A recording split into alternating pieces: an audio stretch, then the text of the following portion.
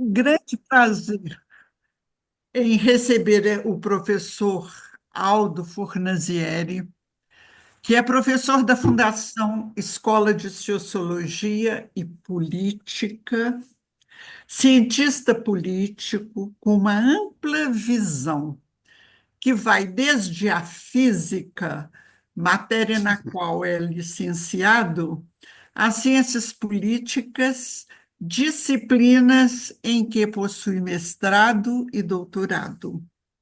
Perspicaz analista do cenário político nacional e internacional, é autor no GGN, na Rede TVT, autor de centenas de artigos, além de autor de livros famosos como Liderança e Poder, A Crise das Esquerdas, Conversas Políticas, Desafios Públicos, livro de entrevista em que participa junto com Fernando Henrique Cardoso e Fernanda Haddad. É uma grande honra tê-lo aqui, professor, nesse observatório, e estamos muito felizes em ouvi-lo. O senhor está com a palavra. Bom, olá a todas e todos. O prazer e a honra é minha, né? Embora esteja um pouco cansado, eu sempre gosto de discutir, de conversar, porque eu acho que o que falta, em parte, no Brasil é um debate público mais aberto, né? Por exemplo, no campo progressista. Eu vou desligar aqui o meu.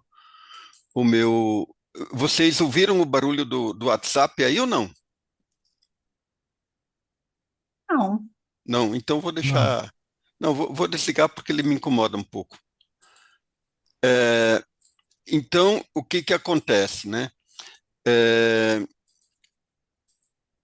é, o que que eu penso, assim, um pouco do campo progressista, do campo de esquerda e também no campo democrático em geral, né? Eu acho que falta debate público, falta um debate público mais aberto, e isso tem dificultado a busca de saídas e a busca de soluções. Então, por isso que eu penso que é adequado, né, que a gente promova esses debates públicos. Então, eu acho que o laboratório de vocês aqui é muito importante para que esse debate público flua, né? Eu penso dessa forma. E quando a gente fala, por exemplo, no campo da esquerda, a esquerda é muito reticente em fazer um debate público mais aberto, mais franco, por uma série de questões que quer dizer que é, de certa forma, de uma tradição que eu penso que ela deve ser superada, essa tradição. Então, é assim que eu penso um pouco. E quando se trata de conjuntura, evidentemente que o tema é sempre bastante polêmico. Eu penso que quando a gente fala de conjuntura, a referência do debate da conjuntura deve ser sempre o governo, né? Quer dizer, é o governo digamos assim, é o ponto de referência para qualquer análise de conjuntura. E aí vamos começar um pouco pelo governo. Eu acho que não é segredo para ninguém que o governo ele está passando por um momento bastante ruim, com quedas bastante significativas nas pesquisas, né? Quer dizer, algumas pesquisas mostram que ele está em torno de 24% de avaliação positiva, que é uma avaliação bastante precária, bastante ruim, e eu diria que até bastante perigosa. Porque quando eu acho assim que hoje não tem nenhuma possibilidade de se ter um impeachment, né? Mas o que eu vejo no governo Lula é um mesmo andar do governo Dilma. O governo Dilma caiu para um nível de avaliação muito menor, que foi em torno de 15%, e aí veio o impeachment. Eu acho que mesmo que o Lula caísse para 15%, hoje não há mais disposição no Brasil, não há mais ambiente para fazer processo de impeachment, mas acabaria com o governo de qualquer forma, e o governo não teria nenhuma capacidade de reação, e ele não seria mais um centro de atração de interesses políticos futuros, um centro coordenador de expectativas políticas futuras. E os outros atores políticos de centro, centro-direita, que eventualmente pudessem se compor com o campo de centro-esquerda, que é o campo que se apresenta no governo hoje, eles iriam em busca de outras alternativas. Então, esse é o cenário mais geral. Eu acho que mesmo com, digamos assim, com um patamar de 24, 25% de avaliação positiva, o governo tem bastante dificuldade de reação. E por que que eu acho que ele tem bastante dificuldade de reação?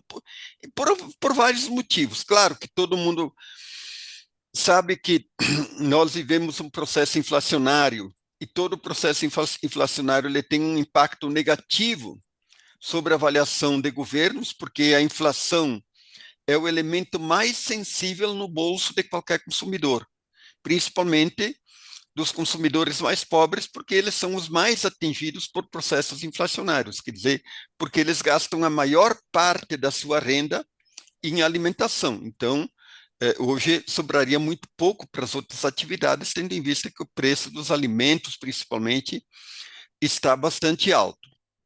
Então, esse evidentemente que é um fator de desgaste. E eu penso que o governo se deu conta tardiamente da necessidade de trabalhar esse tema. Por quê? Porque o governo só despertou para esse tema quando as pesquisas da avaliação dele despencaram lá embaixo, que foi no início desse ano. Por que que o governo não se preocupou antes? Por que que o governo não olhou o ano passado esse problema? Então, eu vejo um governo muito reativo, só reativo. Ele não tem a capacidade da iniciativa. E ele não tem a capacidade de iniciativa nem tanto nos problemas econômicos e também, principalmente, na ação política. É um governo, eu diria, com pouca atividade política. Vamos tomar como um exemplo prático para vocês entenderem o que eu quero dizer. Vamos tomar esses poucas semanas do governo Trump e vamos pegar o governo Lula. Ou vamos pegar o governo Bolsonaro, que fez inúmeras passeatas, agitações e assim por diante, e vamos tomar o governo Lula. Não tem a menor dúvida que o governo Lula é um governo passivo politicamente.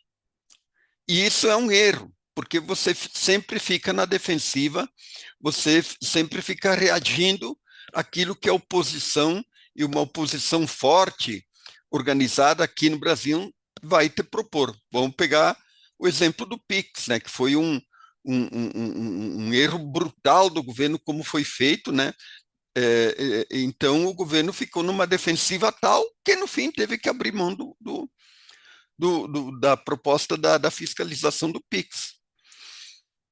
Então, esses são exemplos de como o governo está operando politicamente mal.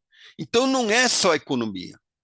Até porque na economia, de certa forma, tem pontos positivos do governo. Por exemplo, a questão do emprego, a questão do crescimento do PIB, a questão do crescimento da renda familiar e até da elevação do consumo das famílias, que é também um dos fatores da inflação, mas não é o único fator da inflação.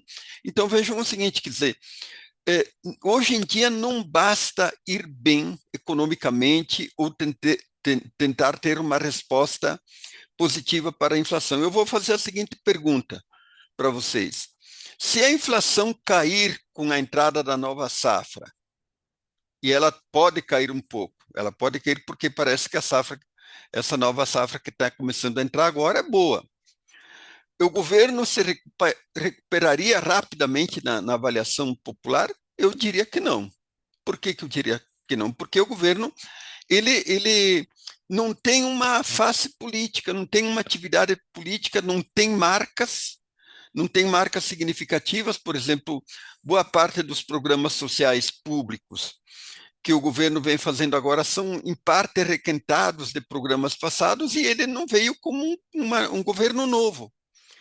E depois de 4 anos de governo Bolsonaro, o que a população esperava, ao menos boa parte da população, mais a metade da população? Ela esperava que o novo governo não olhasse tanto para o passado como esse governo olha, e que olhasse mais para o futuro, que apresentasse uma nova perspectiva de país. E aí me parece que falta um projeto. Esse é um grande problema. Qual que é o projeto de país? Qual que é o projeto de futuro do governo? Eu acho que as pessoas não sabem dizer e o próprio governo não sabe dizer. E com isso você perde a perspectiva de futuro. E quando você perde a perspectiva de futuro, surgem vários problemas. Em primeiro lugar, você perde a capacidade de coordenação das expectativas, sejam elas econômicas ou sociais. Então, o governo não consegue coordenar as expectativas do mercado, da economia, e também não consegue coordenar a perspectiva dos movimentos sociais, daqueles que querem avanço, daqueles que querem reformas na democracia, daqueles que querem melhoria nas condições de vida e assim por diante, porque o governo não tem um horizonte de futuro. Esse é um grande problema da política em geral. Então, tem uma crise, eu diria que tem uma crise do fazer político do governo.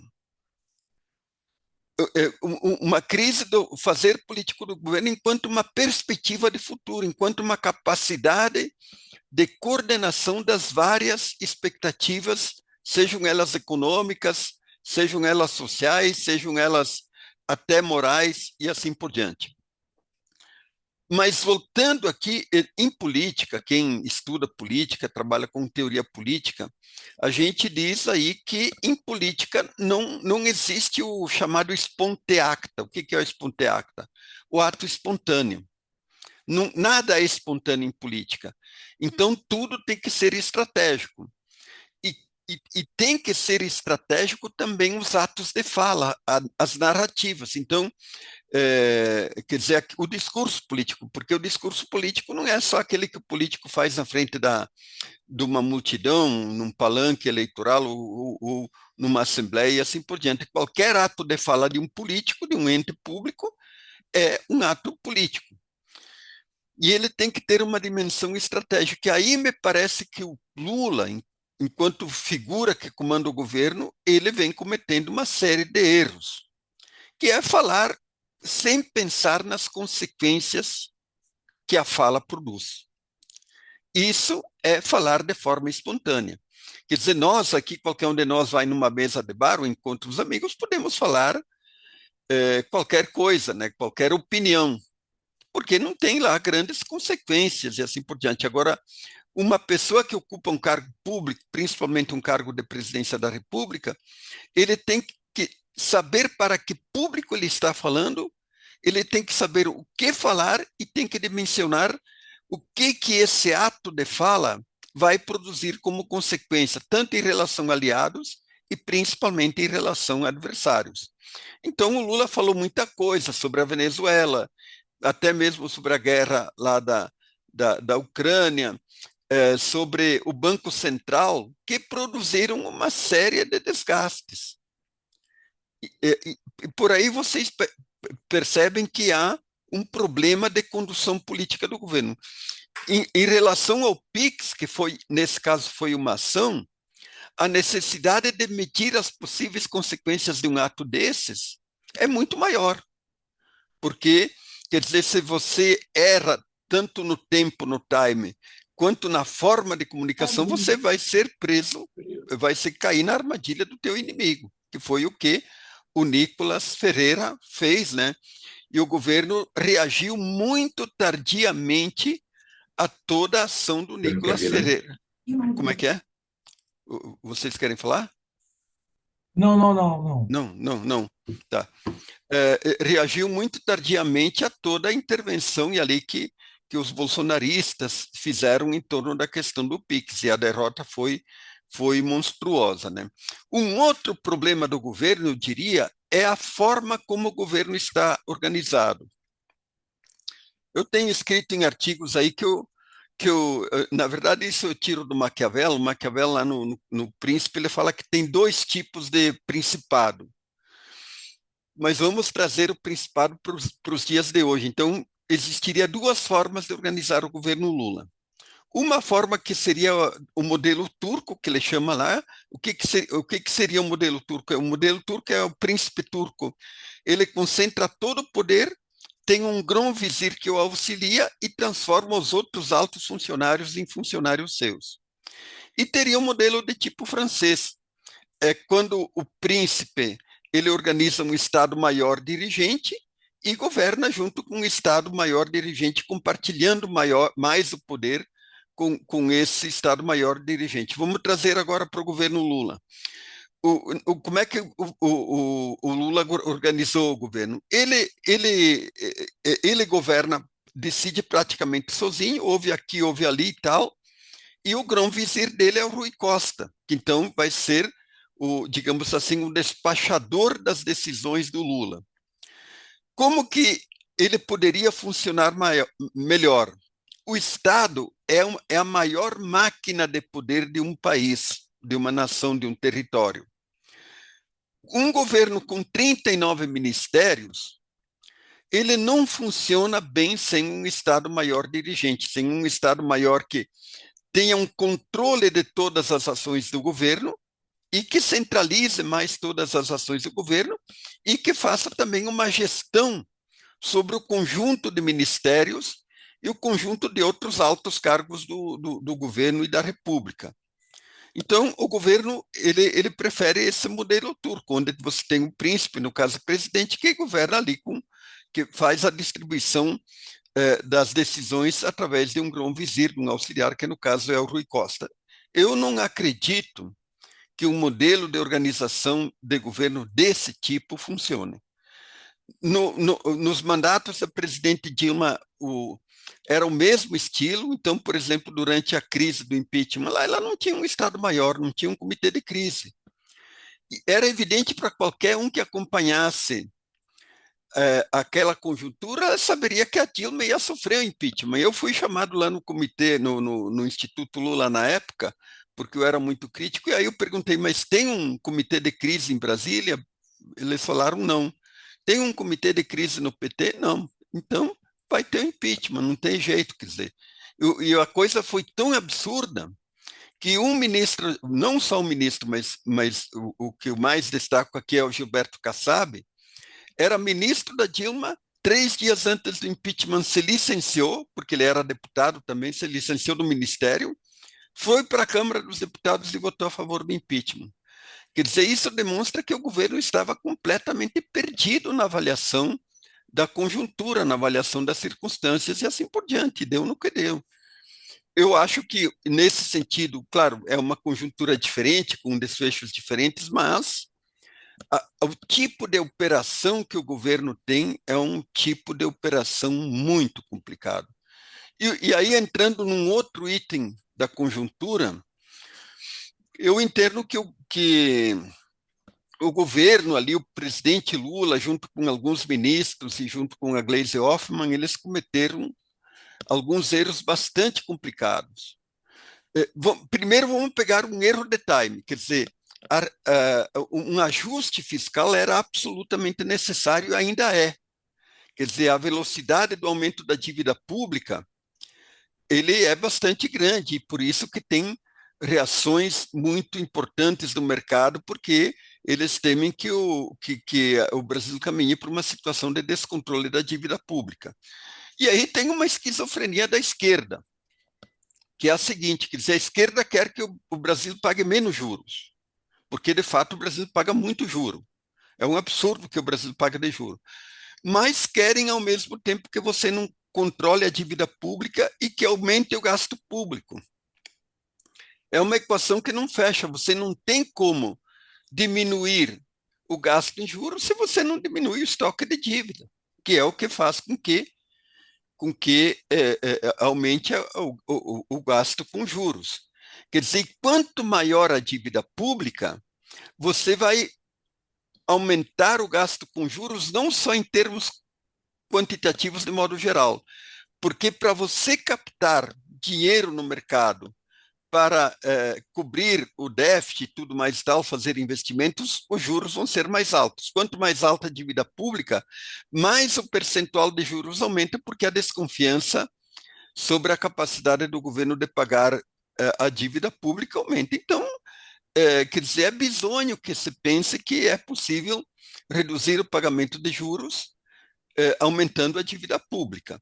Então, eu penso o seguinte, quer dizer, esse ajuste fiscal, ele deveria ter sido feito no início de 2024. E tinha que ser um ajuste fiscal duro e feito de um golpe só. Porque depois você vai obter os ganhos disso, quer dizer, as condições econômicas eu acho que elas melhorariam, o dólar não teria dado uma disparada, e nesse sentido a inflação seria menor, tudo mais tal. Você só teria talvez um prejuízo momentâneo, mas depois você colheria os louros já no final de 2024 e principalmente ao longo de 2025. Aí o governo esperou, fez um ajuste fiscal no final de 2024 e aí de forma totalmente errada. Por quê? Porque o Haddad e a equipe econômica fizeram uma projeção de um ajuste fiscal mais duro e aí ele foi torpedeado por parte do PT, por parte do governo e pelo próprio presidente Lula. Nenhum governo tem credibilidade e tem capacidade de coordenação das expectativas econômicas se ele detona o seu ministro da Fazenda, o seu ministro da Economia. Então, eles enfraqueceram terrivelmente o Haddad. E isso gerou uma crise de confiança no governo, uma crise de credibilidade. Mais do que isso, eu acho que, vejam o seguinte, esse é um problema que não vem só de agora, não, eu acho que existe uma crise de liderança que ela é quase que global, ela existe aqui no Brasil, mas é mais geral e assim por diante. Opa, como é que é? Pessoas, uma amiga entrou com o celular ligado, mas já desliguei. Tá, mas eu vou já ir terminando aqui para a gente poder abrir para o debate. Então vejam o seguinte, quer dizer, o PT, a esquerda de modo geral e o governo, eles não se renovam. Não se renovam. Não surgiram lideranças novas. O Lula, por ter adotado um estilo de governo quase que unipessoal, o Lula dá pouco espaços políticos para os ministros. Então, você pega o Alckmin e a Simone Tebet, tem pouco espaço. O Haddad, eles queimaram. A Marina Silva e a Sônia Guajajara foram julgadas no ostracismo e assim por diante. Então, isso invisibiliza uma face pública mais robusta do governo, porque você tem um acanhamento, você tem um cerceamento, que em parte é feito pelo próprio PT, quer dizer, isso é muito ruim, porque quanto mais ministros falarem das suas realizações, tiverem mais liberdade e impulsionarem o governo positivamente, tanto melhor para o governo, e isso é muito triste, que o governo haja como um amortecedor de lideranças, de novas lideranças, ou de lideranças que estão ali no governo, que tem pouca expressão pública. Então, você vê um ministério amorfo. Até tem muitas coisas boas acontecendo no governo, mas ninguém sabe, porque a comunicação, você pode pegar a questão da comunicação, a comunicação foi uma crise permanente. Agora, não tem comunicação que resolva o problema do governo se o governo não tem um comando político, se o governo não sabe o que quer, se o governo não sabe para onde ir. E para falar num último item, aí nós temos todo o problema da política, do encontro da política com o mundo digital. E aí é um problema que é um problema grave e geral da esquerda, do campo progressista e inclusive dos setores democráticos que são de centro, centro-direita. Por quê? Porque eles não entenderam esse fenômeno, não sabem trabalhar com esse fenômeno. Veja que desde o Brexit na Inglaterra, passando pela primeira eleição do Trump, passando pela eleição do Bolsonaro, passando agora para a segunda eleição do Trump e em outros lugares onde a extrema-direita cresceu, a esquerda não sabe usar as redes. E as redes são um campo de projeção tanto da atividade política, né? Elas são fortes na atividade política, quanto a projeção de novos líderes. Vamos pegar o caso da extrema-direita. Então, pense no Nicolas Ferreira, no Bruno Engler, que também é lá de Minas e foi candidato a prefeito, quase ganhou a prefeitura de Belo Horizonte. Pensem aqui em São Paulo quem é o vereador mais votado, que é um rapaz de 20 e poucos anos, que também se projetou nas redes. Pensem no Pablo Marçal, e por aí vai, que nós poderíamos levantar inúmeros nomes que mostram como a direita ela é muito mais astuta, muito mais capaz, muito mais eficiente para ocupar esse campo, tanto da projeção da liderança quanto da atividade política. A questão do PIX foi derrubada pela atividade política nas redes, não teve manifestação de rua contra uma um suposto imposto no PIX, foi derrubado pela atividade das redes. Então, infelizmente, quer dizer, ainda há muito essa deficiência, e eu acho que as esquerdas, o campo progressista e o campo democrático vão ter que trabalhar muito tempo para, digamos assim, promover uma reversão, um equilíbrio do jogo nas redes sociais. Eu fico por aqui, teria outros problemas, mas vamos para o debate que eu acho que é mais interessante. O primeiro inscrito é o Alberto. Pode perguntar, Alberto. Bom, foi uma exposição bastante ampla. Tenta ser mais sintético possível, né? Primeiro, esta recente entrada da Gleisi Hoffmann no governo, se pode mudar alguma coisa na atuação, né? Eu vi, inclusive, também o Lula numa manifestação com John Pedostelli relançando a reforma agrária, tentando uma aproximação com os movimentos sociais.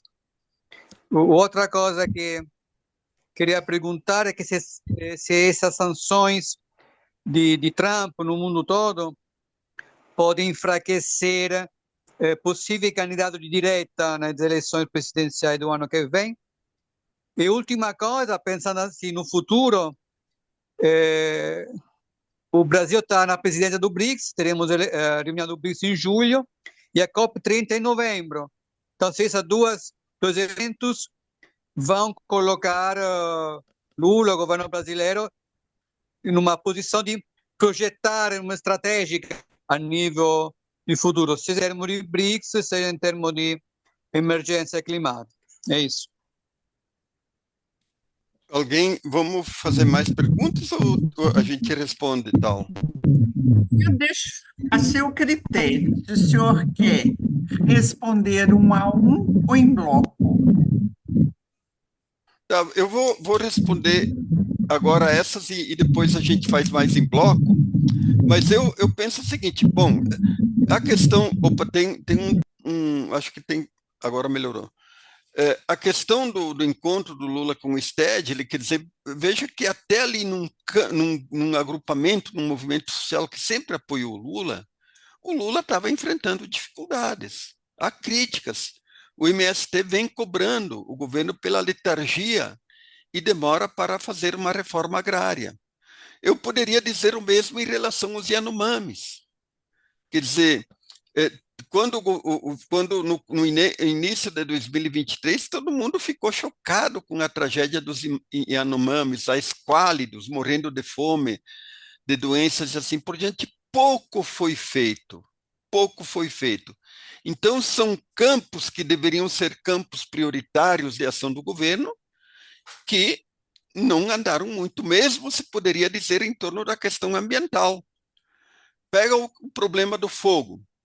Teve que ter uma ação do Flávio Dino, como ministro do STF, obrigando o governo a ter uma estratégia de combate ao fogo. É um absurdo. Quer dizer, o governo não sabe que tem que ter uma estratégia de combate ao fogo? É preciso que venha um ministro do STF e obrigue o governo a ter uma estratégia de combate ao fogo?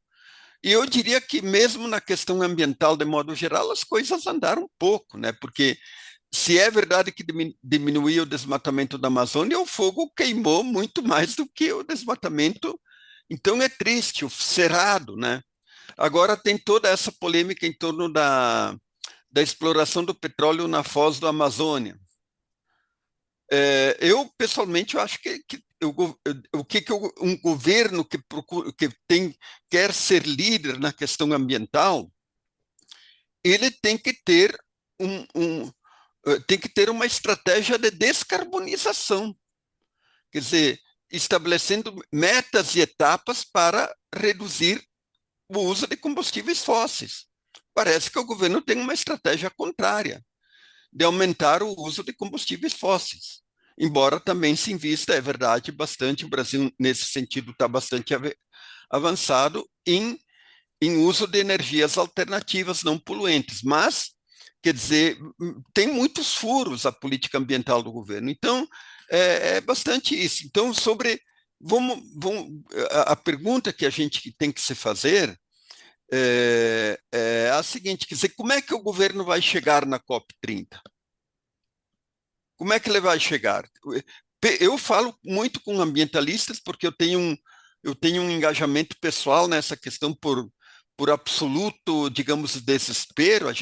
Quem lê sobre isso entra num nível de desespero tal a velocidade da destruição que nós estamos indo.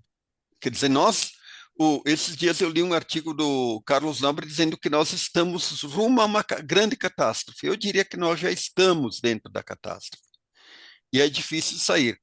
Então, eu converso com bastante ambientalistas e eles são críticos da política ambiental pacata e acanhada do governo Lula. E um governo que eu acho que tem tudo para ser um grande líder mundial nessa questão ambiental, tem então também uma certa passividade. A questão dos BRICS aí, eu não, porque o mundo ali, a questão do Trump, das tarifas, tudo está meio que confuso. Os agentes econômicos, os outros países, está todo mundo meio em compasso de espera. O que fazer? Porque o Trump, com essas ações aí, ele está introduzindo um nível de imprevisibilidade na política, na geopolítica, na economia, nas relações interestatais, nas relações comerciais e tudo mais e tal. Então, ainda há um compasso de espera para que se decante esse processo todo. Vocês viram ali toda a questão tudo o que aconteceu em torno da questão da Ucrânia. Os europeus penduraram na brocha, né? Quer dizer, então, é preciso, de certa forma, ao mesmo tempo que se montem estratégias de projeção de ação internacional, em certo sentido, também é preciso uma certa cautela para que esse processo se decante, que fique mais claro, que surja um horizonte mais visível para onde vai o governo Trump, né? Obrigada, professor. E eu também estou inscrita. Minha primeira pergunta: esses altos valores da Selic, que o governo não consegue de maneira alguma abaixar, eles estão interferindo nesses altos juros que a gente paga o tempo inteiro. O que se poderia fazer para ter um controle maior sobre os valores da Selic? Segundo, realmente a gente percebe o pouco espaço que os ministérios têm em relação ao que seria de esperar de, de partícipes do governo. Porém, isso não seria, e eu acho que consequência da frente ampla a que o Lula foi levado a abraçar, e sem essa frente ampla ele não teria conseguido se eleger. Isso não o faz refém de pessoas não confiáveis que foram colocadas em suas funções por meros acordos? Terceiro, nós teríamos como atender às perspectivas do mercado? Porque a impressão que eu tenho é que o mercado é insaciável, ele quer cada vez mais. E, por último, as redes realmente deixam a desejar, mas a extrema-direita, elas não filtram e nem têm interesse em filtrar o que eles publicam, porque eles não têm nenhum compromisso com a verdade. E o governo, além de tudo, ainda tem que governar. E o senhor teria alguma sugestão de como melhorar essa participação do governo nas redes sociais? Obrigada. Tá bom, são perguntas bastante complexas e como não anotei, talvez eu me esqueça de algumas, mas vamos lá. Quer dizer, vamos pegar a questão dos juros. Nós temos um Banco Central independente. Quando era o Campos Neto Lula, Gleisi Hoffmann e outros transformaram o Campos Neto num demônio, né? O culpado por todos os males do Brasil. Aí começaram a entrar os diretores indicados pelo Lula, com destaque para o Galípolo, e eles foram lá e votaram junto com o Campos Neto. E diziam que o Campos Neto era o traidor do Brasil. Então, os diretores indicados pelo Lula e com destaque para o Galípolo, eles são traidores do Brasil. Então, isso foi minando a credibilidade do Lula e da Gleisi também. Porque é uma coisa incoerente, quer dizer, como é que você indica um traidor do Brasil? E não é por isso, quer dizer, as decisões são de natureza técnica. Então, o que você tem? Você tem, quer dizer, um dos fatores que faz com que aumentem os juros é esse descontrole da dívida pública. E aí tem uma armadilha, porque você aumenta os juros e também aumenta o gasto com dívida pública. Mas então, tem a inflação, né? A inflação, ela não é só de demanda. Claro que a demanda cresceu com o aumento do emprego, com a melhoria da renda, tudo mais e tal, mas tem uma inflação que você não consegue controlar, que é a inflação que eu chamo de inflação climática, né? Quer dizer, que produziu escassez de alimento, enchente seca no sul, seca no norte, nordeste, sudeste, tudo mais e tal, e por aí vai. E tem um terceiro elemento, por que em parte o Banco Central ele eleva os juros? Para tentar corrigir o câmbio. Como é que se daria isso? Quer dizer, você eleva os juros, atrai dólar para cá, com juros altos, o valor do dólar cai. E aí, nesse sentido, você também diminui um pouco a inflação e também, talvez, diminua um pouco também, depois de subir os juros, você cria condições para baixar os juros. Então, são algumas variáveis que entram nessa equação que são de difíceis soluções. E, aparentemente, quer dizer, o Banco Central está fazendo um jogo que, do ponto de vista técnico, é correto. E aí não tem muito o que fazer. Até porque o governo não tem poder, não tem poder de interferência, né? Sobre a outra pergunta que você fez sobre as alianças, né? Então, claro que a aliança foi necessária, senão o Lula não teria ganho a eleição, e ele ganhou por pouco. Só que e aí foram colocados ministros de partidos ali, e você tem que fazer, quando você faz uma aliança, você tem que fazer um pacto programático e dizer, o rumo é esse aqui, e não um pacto de negociação de espaços.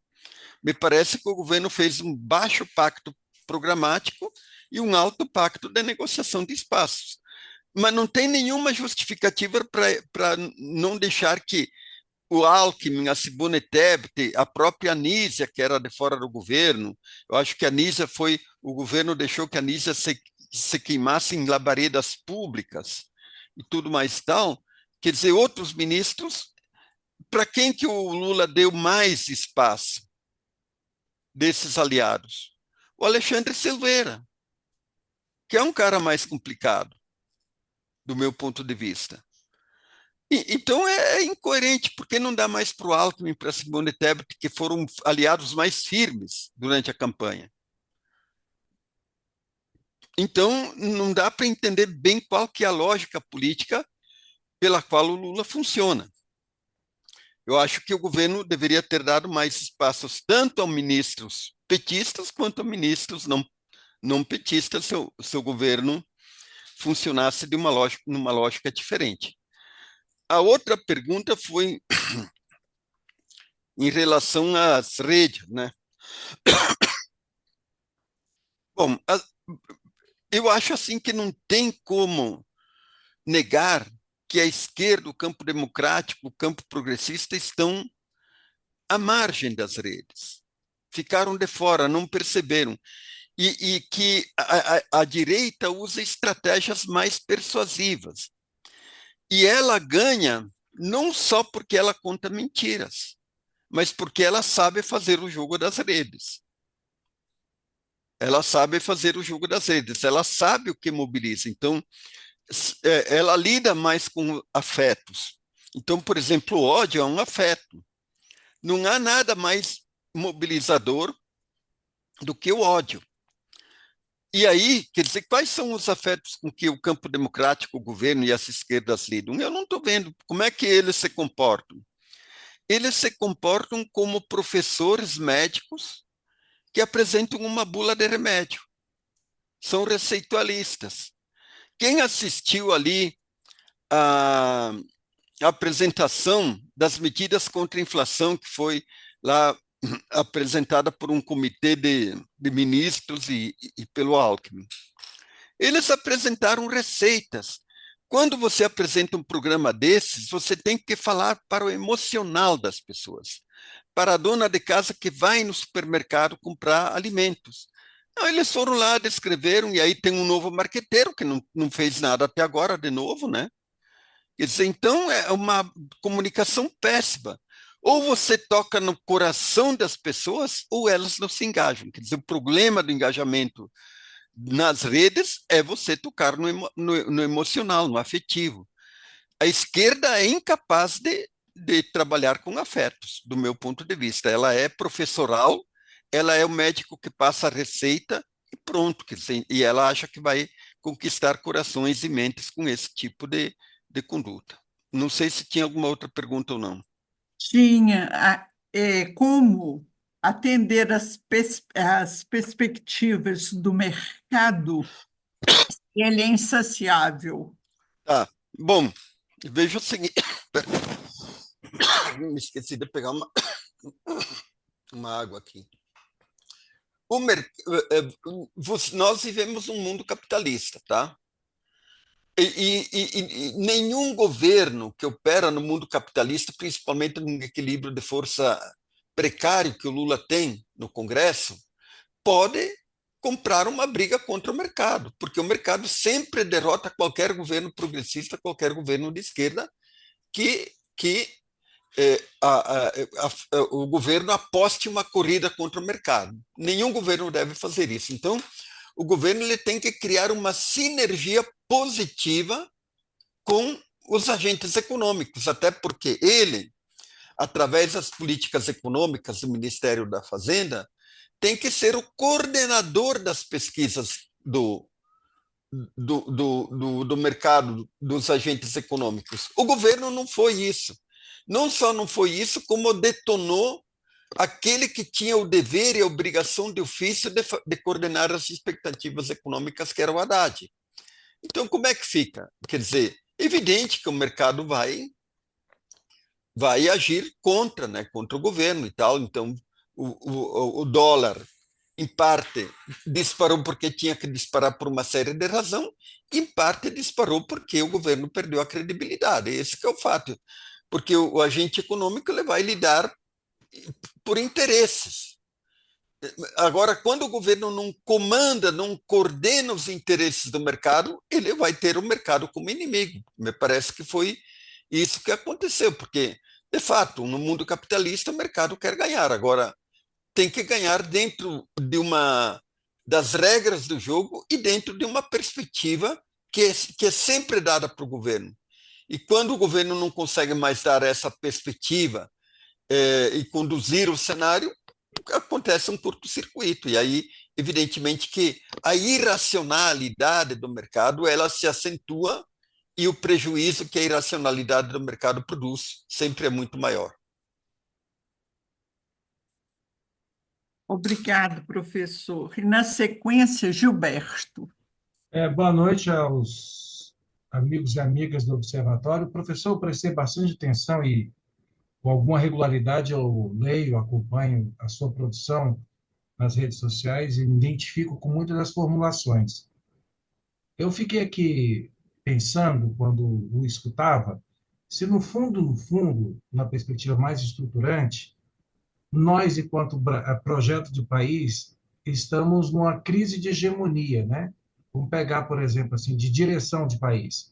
Nós tivemos a hegemonia no século XX do varguismo, 30, 80, depois neoliberal, com Fernando Henrique Cardoso, que deu rumo para o país em determinado rumo, o lulismo, com o Lula 2002 até 2014, 2015 e Dilma, e depois a gente poderia ter entrado numa situação em que nenhum projeto se afirma para o conjunto da sociedade brasileira, com capacidade de direção. E daí poderia, por exemplo, a situação. Eu esperava, na minha percepção, que as eleições de 2022 resolveria essa questão da hegemonia, que o Lula venceria com um placar mais largo, que a bancada do Congresso Nacional, nós fizemos várias conversas aqui com o Antônio Carlos Queiroz, lá do DIAP, que nos alertou que a tendência que ele via era de um Congresso pior do que o Congresso anterior. Então, como se a gente vivesse num empate, né? O lulismo ele consegue impedir o aprofundamento do projeto bolsonarista, neoliberal, sei lá o quê, mas, ao mesmo tempo, ele não consegue força para organizar uma nova maioria do país. E aí ele vem com a cabeça de quem ficou 2 anos preso, condenado, isolado do contato popular, numa situação em que ele não tem força parlamentar. Aí tem uma situação interessante que, no campo, vamos chamar popular, há um discurso de que não se mobiliza porque o governo não sinaliza, e você conversa com pessoas de governo, e aqui no Observatório tem muita gente que participa, que está na estrutura de governo, fala assim, mas também a gente não toma medidas mais ousadas porque não tem força, energia da sociedade brasileira que impulsione para mudanças. Aí o Lula vai fazer aquele jogo dele por cima, né? Olhando bem sincero, nós vamos conseguir, sem mobilização, a atualização da reforma tributária para quem ganha até R$ 5.000, a taxação de fundos exclusivos de superbilionários, algumas conquistas que são passivas, sem mobilização popular. Nós não temos a mobilização. Eu fico olhando lá os irmãos da Venezuela, que é o inverso. Ele não apresenta ganhos materiais para a sociedade, mas faz muita política. Não falta um pouquinho dessa disposição de enfrentamento que a direita mostra que como é que faz, por exemplo. Você tem os governos... Quem imaginaria que o Bolsonaro, com 700 mil pessoas mortas, um desastre econômico, social que ele construiu no país, chegasse a 49% dos votos, que elegesse uma bancada espetacular de senadores e deputados. Então, que país é esse que a gente deveria analisar, né? Que tem aí a renda cresce, mas, por outro lado, a informalidade no país explodiu, e aí você fala, o ganho do salário aumenta, mas a renda de quem vive na informalidade não acompanha. Como é que o senhor vê isso daí? Bom, Eu concordo.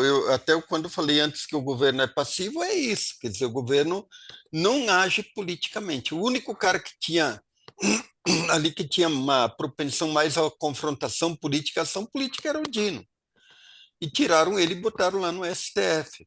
E aí tem um problema mais geral, Gilberto, que é o problema das esquerdas, né? Quer dizer, as esquerdas elas vêm numa longa crise. Elas não têm mais objeto e não têm objetivo. Então, elas têm um discurso que, em parte, é um discurso que aderiu ao campo liberal. É uma ala um pouco mais progressista do campo liberal, porque elas não fazem coisas muito diferentes. E num momento em que surge uma extrema-direita e ela vai para o confronto e vai crescendo cada vez mais. Então, esse é o drama. Então, teria que se discutir, que é uma coisa muito difícil, qual que. Porque para você disputar a hegemonia, que você falou da hegemonia, a hegemonia você tem que ter um projeto econômico e um projeto social, político e cultural. E no elemento cultural, entre os valores. Quais que são os valores da esquerda? A esquerda não tem mais valores. Quando a direita fala em família e não sei mais o que e tal, ela está falando de valores. Qual que é o discurso? A esquerda tem um discurso sobre a família? Não tem. A questão religião, a questão religiosa é uma questão moral, é uma questão moral cultural. Como é que a esquerda quer disputar, digamos, os evangélicos ou até os católicos, se ela não tem nada a dizer sobre ela é um elemento externo.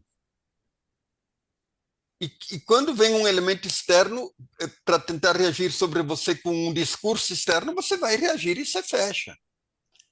Então, o discurso da esquerda é praticamente impenetrável, principalmente no mundo evangélico, porque o que eles têm para dizer sobre a religião, os valores religiosos e assim por diante? Quase nada. Então, você não disputa a hegemonia. Quando, então, os evangélicos trabalham todas essas questões morais, quando a direita pega essa questão da família, a questão LGBT, a questão do feminismo e tudo mais tal, ela faz uma disputa de hegemonia. Quem faz uma disputa de hegemonia hoje é a extrema-direita, porque para você ser hegemônico, você tem que ser persuasivo.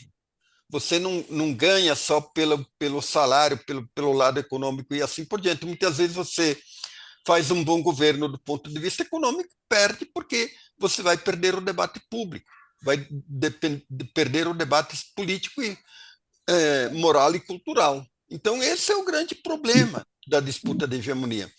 Além disso, quer dizer, hoje em dia tem debate sobre a hegemonia, ali tem a Chantal, o cara que foi companheiro dela, o argentino, o Laclau, que eles discutem, hoje em dia você tem que trabalhar com hegemonias mais provisórias. Você não constrói nenhuma hegemonia mais perdurável, digamos assim, se você não trabalha com alianças mais sólidas e não alianças oportunistas que se dão em cima de verbas e cargos. Você vê alguém trabalhando isso no campo da esquerda, no campo progressista? Não vê. Então, tem uma enorme crise de entendimento do que é a política hoje, de como se faz política, dos valores e assim por diante. Teve até, vocês sabem que o PT fez aniversário esses dias, não sei quantos anos que foram, e aí tem a Gleisi Hoffmann fez um discurso lá e um petista, eu vi um artigo de um petista lá, que fez uma análise do discurso da Gleisi. Sabe quantas vezes ela mencionou a palavra socialista no discurso de aniversário do PT? Nenhuma. E a esquerda, e eu penso que a esquerda aí é uma coisa que até eu quero elaborar melhor no momento desse. Quem é o grande inimigo político-ideológico da esquerda hoje? É o neoliberalismo. Opa, o que é o neoliberalismo? O neoliberalismo é um epifenômeno do capitalismo. Então, eu digo o seguinte: a esquerda se concentra no combate ao neoliberalismo, que é um efeito, uma modalidade do capitalismo, e ela deixou de ser anticapitalista. Ela não é mais socialista, mas também não é mais anticapitalista. O seu inimigo é uma forma temporal do capitalismo, que é o neoliberalismo. Então, é, com esse tipo de discurso, de postura e assim por diante, é muito difícil você disputar a hegemonia. Obrigada, professor. Agora, na sequência, Márcio Gontijo. Obrigado, e obrigado, professor, por suas importantes colocações.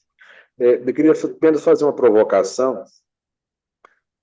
O senhor falando sobre a falta de, vamos dizer, uma falta de palanque, né, dos ministros do governo Lula, que ajudariam a lhe dar força.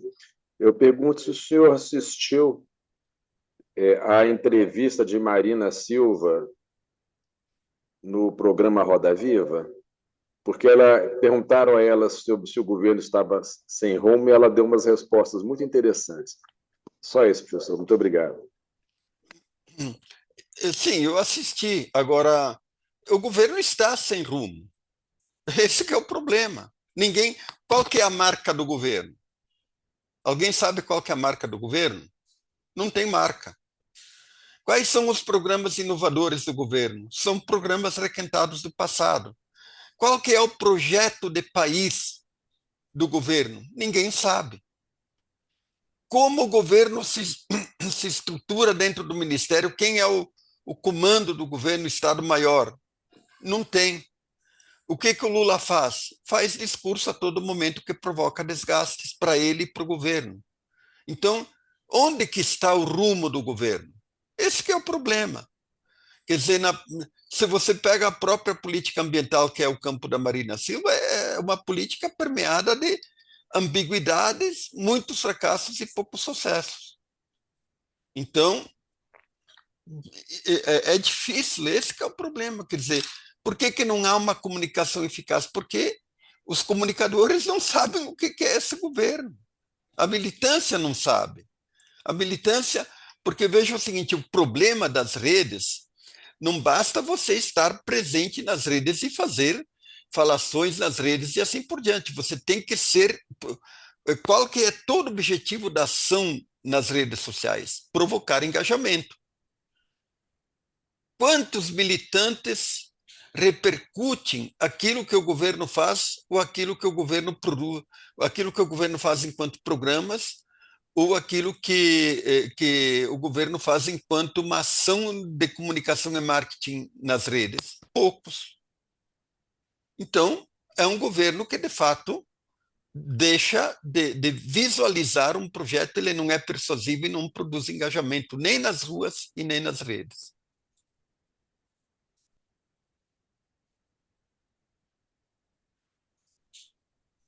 Obrigada, professor. Glauco, ele estava levantando a mão e desapareceu. Ele está... Não, é porque ele estava conversando comigo, ele está na África do Sul e lá com dificuldade de carregar o celular dele, que a forma né, é diferente, aí estava caindo. E o Chico Botelho apareceu aqui e saiu também. Certo. E eu não estou vendo mais ninguém com a mãozinha levantada propondo-se a se manifestar. Tem mais alguém que...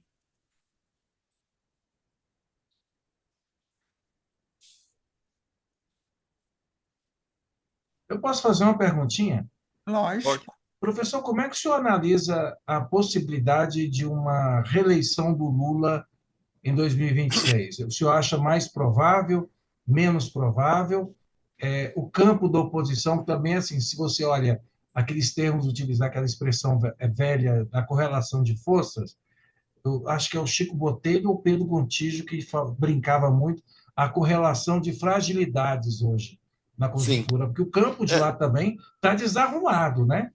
Como é que o senhor vê assim, como é que o senhor imagina que pode desenvolver as eleições do ano que vem? Bom, dentro do cenário que você visualiza hoje, eu diria que até eu escrevi isso, que o tempo ele opera contra o Lula e contra o governo. Porque quer dizer, você tem essa conjuntura de inflação, ela vai ser arrastada para o ano que vem. Você viu a inflação agora foi uma muito alta, que veio agora em fevereiro. Claro que ela pode ser atenuada um pouco, mas como eu tenho dito, o problema do governo não é só um problema de inflação, é um problema de fadiga de imagem. Existe uma fadiga de imagem em relação a esse governo, quer dizer, parece que é um governo cansado, um governo que não propõe nada novo, um governo que não empolga, e eu vejo pouca capacidade de reagir, de sacudir isso tudo. Então, o tempo também opera contra o governo em termos de dar tempo para a capacidade de, de recuperação, de reação, até porque eu vejo escassa capacidade de reação. E o tempo opera contra o Lula também, porque tem o problema da idade. E aí fica um enorme dilema. Quer dizer, o Lula vai. É um pouco a armadilha que os democratas caíram nos Estados Unidos, né? O Lula vai ser candidato ou não vai ser? Quer dizer, essa pergunta ela vai ficar bailando aí até a véspera da campanha. E esse é um fator de enfraquecimento desse campo. E é um fator que também tende a fazer com que esse campo perca a capacidade de atratividade política de outros setores de centro-direita. E isso é um grande risco. Então, e aí vejo o seguinte, quer dizer, se o Lula não vai ser candidato, por outro lado, ele não abriu espaço para que ninguém tente se projetar. Quem é que seria um candidato alternativo ao Lula? Alguém de fora do PT? Não sei. Quer dizer, é muito complicado. Então, o que a gente percebe, assim, olhando um pouco de fora? A gente percebe hoje um grande movimento, um centro atrativo em torno do Tarcísio de Freitas. Ali, pelo que eu andei me informando, tem romarias de ruralistas, de empresários, de gente do mercado financeiro, de setores políticos, fazendo uma enorme pressão para que ele seja o candidato a presidente da República. Claro que aí vai ter um certo estresse, porque ele vai ter que romper aí um pouco com o bolsonarismo, se o bolsonarismo não concordar que ele seja candidato, então, mas eu não vejo que o bolsonarismo tenha capacidade e poder de barrar a candidatura do Tarcísio, porque a pressão que já está tendo, mas que vai vir sobre ele, vai ser muito mais forte. E praticamente essa pressão vai fazer com que se crie um cenário de que ele não tenha como fugir à candidatura à presidência da República. E aí a chance dele ganhar, mesmo que o governo melhore um pouco, é muito grande, porque há essa fadiga de imagem em torno do governo Lula, quer dizer, ele perdeu eleitores que eram eleitores dele mesmo. Então, eu vejo essa enorme dificuldade ali, que nós estamos num momento que não sabemos se o Lula vai ser candidato, se ele vai ser, em que condições vai ser e se não vai ser, quem vai ser. Então, há uma armadilha do tempo que ela é meio que mortal.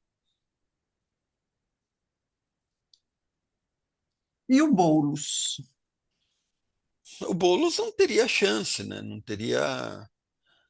Ele tem o Boulos aqui, vocês viram aqui na campanha para prefeito, né? Quer dizer, se instituiu uma negatividade, então ele tem um passivo ideológico nesse momento. Num outro momento, ele pode ser candidato e vencer uma eleição. Mas num momento como esse, muito dificilmente ele venceria uma eleição. Por toda essa polarização, sectarização, o problema dos valores, o Boulos, a campanha de primeiro turno aqui em São Paulo dele foi muito ruim. No segundo turno que ele melhorou, mas foi muito ruim e tem dificuldade de operar a política numa conjuntura dessas, né? Teria que ter um perfil, um candidato com outro perfil para que ele fosse competitivo, mas como tudo vai ser de certa forma, aprisionado pelo tempo, vai ser difícil que surja uma figura alternativa com capacidade de disputa, né? Então, a conjuntura é bem complicada. O que me assusta é que o Tarcísio de Freitas, como candidato da extrema-direita, ele vai privatizar o país inteiro e nós vamos perder tudo que a gente tem de reservas e riquezas, porque ele me parece entreguista.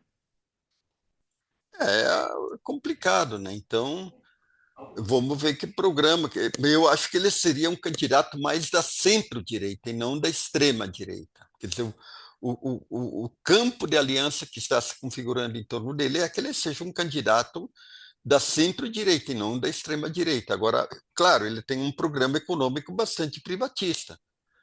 Então, isso não tem como fugir, né? Agora, é um preço que se paga ali pela construção. O meu medo é que o campo progressista e a esquerda fiquem culpando a direita por essa situação que foi construída em boa medida pela esquerda e pela sua incompetência. Porque tudo é culpa dos outros. Quando você perde o sentido da autocrítica, você não vai para lugar nenhum. Você vai para a derrota. Consuelo, me permite Oi. só uma.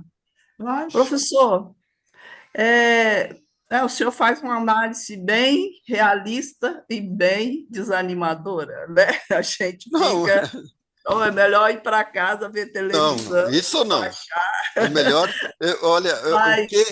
é, Só me dá só uma parte, Conselho. O que eu fico muito irritado com a esquerda é que ela capitula diante das dificuldades. Eu vejo os meus alunos aqui, eu digo, vão lutar, vão lá para a faixa de Gaza, gente. Vão lutar, quer dizer, chega de. Você percebe que a coisa está ruim e aí você quer ir tomar cachaça. Não dá. Quer ir para casa, não dá, tem que ir para a luta. Porque eu penso que a luta é um dever moral, nós temos que lutar por um dever moral. E por pior que seja a dificuldade, nós temos a única possibilidade de nós termos uma saída, senão agora no futuro, é lutando. mas professor, é o seguinte, realmente tudo que o senhor fala tem muita lógica, tem, né? Não, eu sou só povo. Mas eu acho também que as nossas lideranças de esquerda, elas abandonaram as ruas. Sim, Elas abandonaram a total, capacidade de. concordo contigo. E o Lula ficou ali refém de um congresso que, para mim, hoje é quadrilha, não é congresso, é quadrilha, e, é, e a gente não teve força para fazer a luta correta. Nós perdemos as ruas, e com todas as dificuldades, alguma coisa de bom aconteceu. Eu não vejo o povo correndo atrás de caminhão de osso. Só que daí a fazer uma análise do que o povo pobre conseguiu realmente, né, em termos com Lula, e o que ele não vai conseguir com o Tarcísio, por exemplo, é uma coisa assim que não tem como chegar nesse povo. Eu acho que nós perdemos as ruas, perdemos a periferia, a Igreja Católica, que fazia um trabalho muito bom nesse sentido, e algumas igrejas protestantes também parece que abriram mão dessa luta. A Igreja Evangélica da extrema direita ou direita, seja lá o que for, ela não é religião, ela é partido político que manipula a população, e nós não temos, eu não sei como fazer. A, a gente não vê alguém que chega assim e fala, vamos por aqui, porque nós também não formamos a nossa juventude. Os nossos filhos, os nossos sobrinhos, Os únicos que fizeram formação de juventude na linha da luta por um espaço social mais justo foi a luta do campo. Agora, as CUFA, o pessoal da favela, está criando um outro ambiente. A gente vê lideranças das favelas fazendo uma outra análise, tendo um outro apoio da população e interferindo no local onde eles moram. Mas nós, da esquerda, juntou com a classe média, que, pelo amor de Deus, né, não serve para grandes coisas, a gente não sabe, estamos atirando para todo lado, ninguém sabe para onde ir. E acho que o Lula, a partir da Lava Jato, houve uma destruição completa de muita coisa. A gente não ter um Zé Disseu, de repente, lá para poder, né, falar, ei, companheiro, né, vamos sacudir isso daí. Não sei por que o Lula não faz como a presidente do México, chuta o pau da barraca, bota para fora todo mundo que não vota com ele, bota para fora esses ministros todos.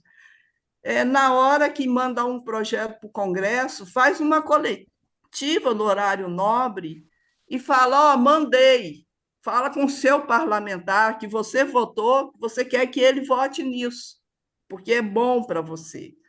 A gente não está tendo essa conversa e a gente não está sabendo como abrir esses caminhos de novo, porque a gente perdeu nossas referências, principalmente da Igreja Católica, que eu acho que fazia um trabalho muito bom nesse sentido.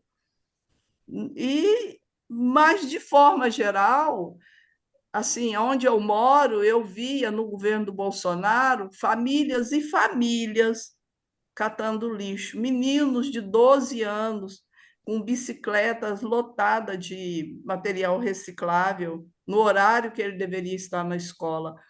Eu não tenho visto isso. Uhum. Então, eu vejo isso assim, alguma melhora teve.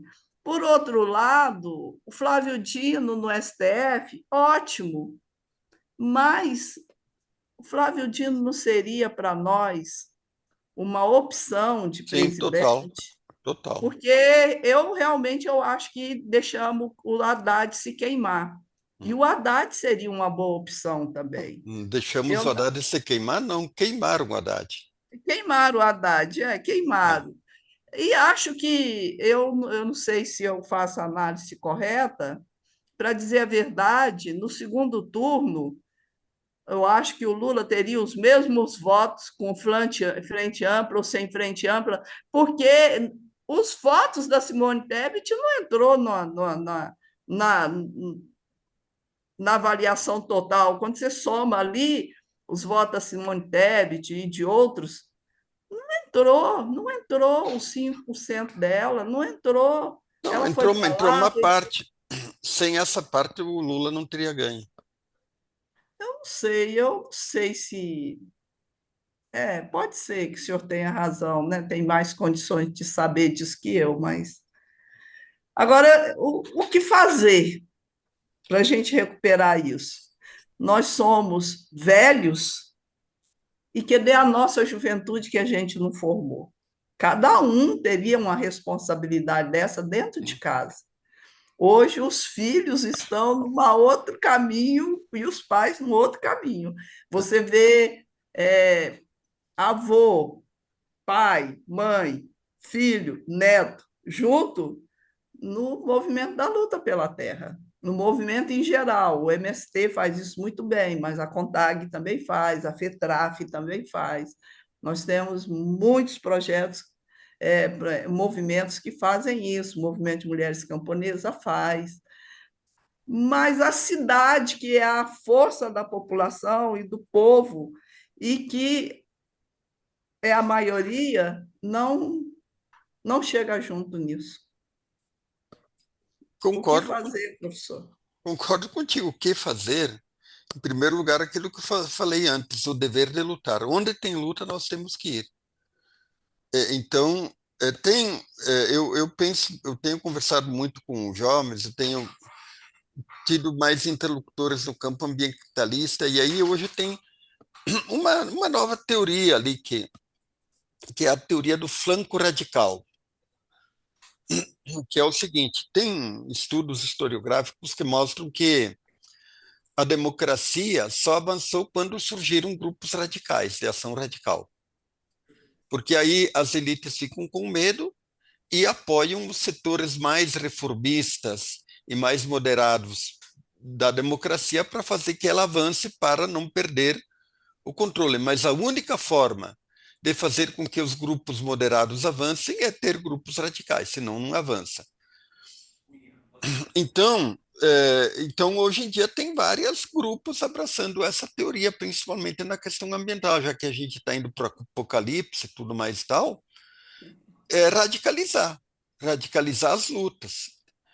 E até porque a esquerda está tão complicada, tão amorfa e tão morta, que ela precisa de ações exemplares e mais radicais para que ela se desperte um pouco. Quem radicaliza hoje no mundo? A extrema-direita. É, A esquerda ela está tomando cafezinho, está em casa no seu conforto, está na frente dos livros das suas bibliotecas, está no cargo lá. Que o PT combateu as emendas PIX, emendas parlamentares, não, se engajou dentro da mesma coisa. Então, nos gabinetes de Brasília, o PT virou uma disputa de aparelho, e assim vai. Então, tem o grupo da Gleice, tem o grupo do Edinho, tem o grupo de não sei quem, cada um quer um naco do aparelho, dos recursos que são grandes, as verbas partidárias, tudo mais e tal. Então, é isso. Então, eu não vejo outra saída, quer dizer, sair da zona de conforto, estimular a luta e estimular principalmente lutas mais radicais e tomando a questão ambiental, que é um pano de fundo que tem um enorme potencial de luta, mas como ninguém puxa essa luta, ele fica meio que amortecido. Mas eu acho que está se criando um campo de cultura para que emerja uma luta bastante grande e bastante significativa em torno da questão ambiental. obrigado, professor. Podemos Obrigada. podemos fechar por aqui hoje? É, parece-me que não tem mais ninguém para falar. Então, Márcio está com a mão levantada. eu acho que ele não Não, abaixou. acho que ele não fez foi abaixá-la. É. Eu gostaria só de fazer uma ponderação, professor, rapidamente. É o seguinte, a Jussara falou que não houve, que a igreja não fez nada para a política, mas eu queria dizer a ela que a Rede Brasileira Justiça e Paz tem a sua escola de fé e política. E já desde as eleições anteriores até agora, ela criou um projeto que vai sempre se evoluindo, chamado Encantar a Política. E posso dizer que esse projeto foi responsável pela formação de novas lideranças políticas jovens do Brasil e que teve um rendimento, inclusive em quantidade de eleitos pelo país afora nas prefeituras, nas últimas eleições. Era Muito só isso bom. que eu queria acrescentar. Obrigado. Muito bom. A religião é um espaço no qual você pode trabalhar de forma mais ampla, porque ela é menos. Quer dizer, as pessoas aceitam a religião. O problema é que quem trabalha nas religiões é a extrema-direita, principalmente no meio evangélico. Tem raros movimentos como é que justiça aí. Faz parte da Rede Brasileira Justiça e Paz. Justiça e certo? Paz. Que é da igreja progressista, ligada à CNBB. Agora, tem a Escola de Fé e Política, e o projeto, que está sempre em andamento, é um projeto, tem até cartilha chamada Encantar a Política. Tá. É um ótimo instrumento para se engajar. Beleza, gente? Beleza. O senhor gostaria de fazer algumas Não, considerações?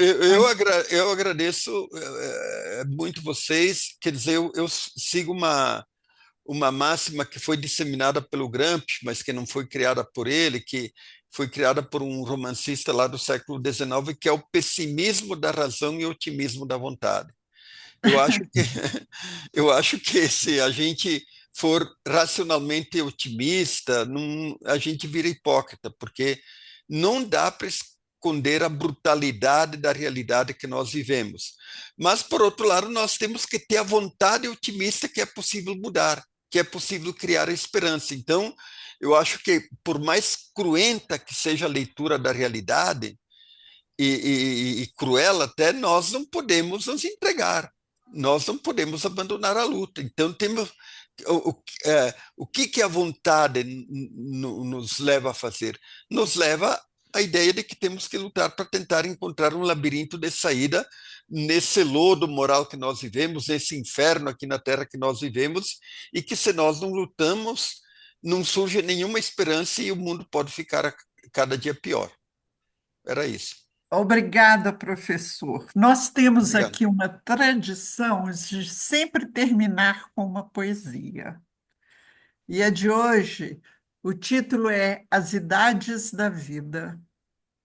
Sempre terminamos inacabados, cavando caminhos no pedestal do tempo, pisadas bordadas na insubmissão dos pés. Árido tijolo, cada pequeno caminhar, fases interrompidas, o segredo de cada ciclo da existência. Vivemos no esquecimento entre a magia da palavra e reticentes silêncios. Desejos dos sonhos, apenas o momento que passa. Quão pequenos seríamos não fosse a esperança.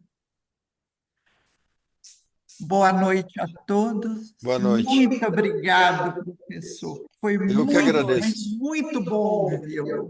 Obrigado. Obrigado, professor. Obrigado. Obrigado, Gilberto. Obrigado, Conselho, por sua poesia. Vamos em frente, a poesia é ótima. Boa noite, gente. Boa noite. Boa noite, Boa gente. noite. Boa Obrigado. noite.